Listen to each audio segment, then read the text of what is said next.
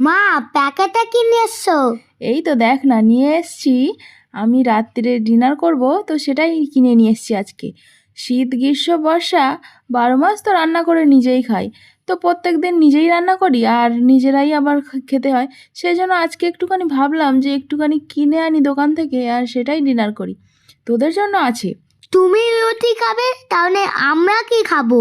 তোদের জন্য রান্না করে রেখেছি, চিকেন করেছি আর ভাত করে রেখেছি, সেটাই খেয়ে নেব। রুমালি রুটি, বড় বড় রুমালি রুটি।